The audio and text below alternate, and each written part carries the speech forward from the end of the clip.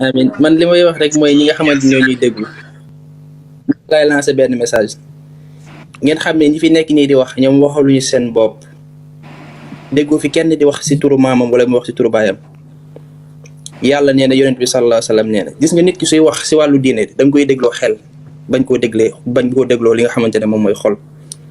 gis ku fi yéeg di indi xadar aussi fii nit ñu daal ngi fi gisoo fi kenn muy tëb di daal ñëpp a dal waaye ku fi transgressé nag dañ lay wàcce. billaay man mi sax damaa dal c'est que ñi di transgressé rek laay wàcce indi ay preuve si liñ leen di laajte. kese loolu la te loolu dafa normal sax nit ku duggee ci biir transgressé dañ ko parce que fii même ku amul yar moom amu fi place. parce que fii bërëbu xam-xam la nit ñi di wax yàlla nee na. donc loolu moom nañ ko bàyyi xel bu baax yéen ñi nga xamante yéen a ngi déglu ngeen bàyyi ko xel bu baax a baax fii ñi ñëwuñu pour xas kenn dañuy ñëw ngir leeral li nga xamante ne mooy lislaam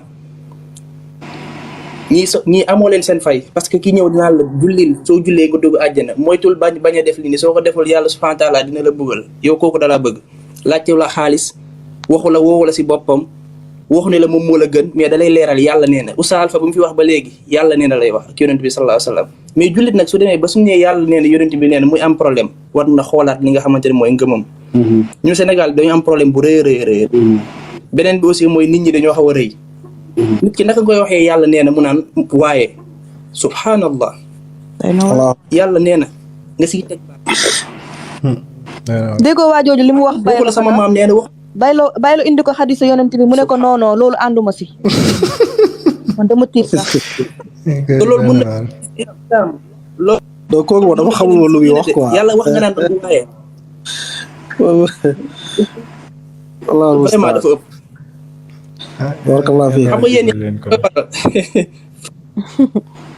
ok salaamaaleykum peut-être bu nañu gën a yaatal donc ñu gën di yaatal kii rek incha allah barakallahu fiik. incha allah jazakallah. macha allah waaleykum salaam wa rahmatulah. nga wax am na solo la. barakallahu fiik am na solo. jërëjëf yal na yàlla fay la.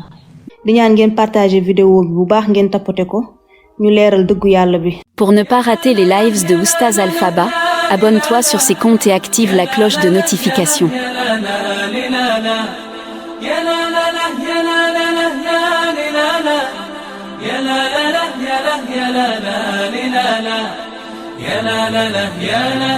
Live Oustaz Alpha Ba, chaque samedi soir à partir de 22h.